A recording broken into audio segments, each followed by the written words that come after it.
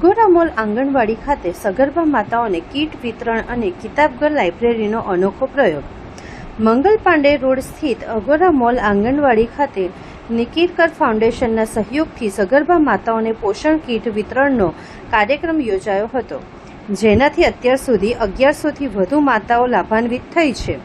બાળકોમાં સંસ્કાર સિંચન માટે અહીં પંડિત દીનદયાળ ઉપાધ્યાય કિતાબઘર શરૂ કરાયું છે, જેમાં વિદ્યાર્થીઓને પુસ્તક પરત કરવાને બદલે પાડોશીના બાળકને આપવાનું રહેશે।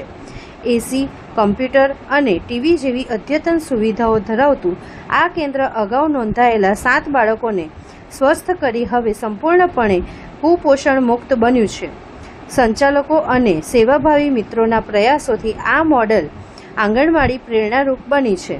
આજરોજ અગોરા મોલ આંગણવાડી મંગલ પાંડે રોડ ખાતે અમે સગર્ભા માતાઓને 15 કીટ દર મહિને આપીએ છીએ નિકીરકર ફાઉન્ડેશન અને સેવાભાવી મિત્રોના સહયોગથી।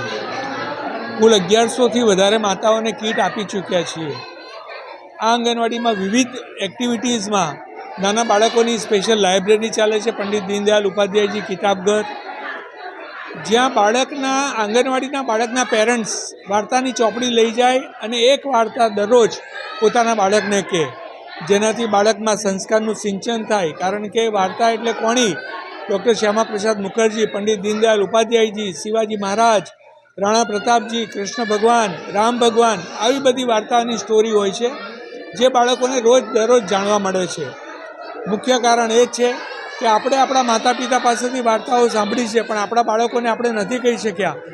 એ જ વસ્તુને ફરીથી ચાલુ કરવા માટે કે બાળકમાં સંસ્કાર સિંચન થાય, મોબાઈલથી દૂર રહે, સમયનો સદુપયોગ થાય અને એના પેરેન્ટ્સ, એના માતા પિતા સાથેનું એનું કમ્યુનિકેશન વધે, આ ઉદ્દેશ્યથી આ લાઇબ્રેરી ચાલુ કરવામાં આવી છે।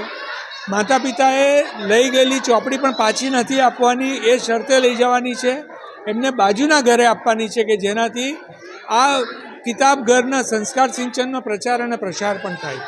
નાના બાળકો માટેનું કોમ્પ્યુટર, એસી, એર કુલર, બાળકો માટેનું ટીવી, આ બધી જ વ્યવસ્થા સાથે અમારી આંગણવાડી અદ્યતન આંગણવાડી છે। સગર્ભા માતાઓને કીટ પણ અહીંયા દર મહિને રેગ્યુલર બેઝમાં આપવામાં આવે છે। સાથે સાથે જે અહીંયા 7 કુપોષિત બાળકો શરૂઆતમાં હતા, હવે અહીંયા એક પણ બાળક નથી, એનો શ્રેય મારા બધા જ સેવાભાવી મિત્રોને, વિક્રમભાઈ ખીડકીકર સાથે આ આંગણવાડીના સંચાલક એવા સુનિતાબેન, ધર્મિષ્ઠાબેનને પણ જાય છે અને ખૂબ સુંદર કાર્ય અહીંયા દર મહિને બાળકોની સાથે તહેવારની ઉજવણીથી માંડીને બધા જ કાર્યો થઈ શકે છે।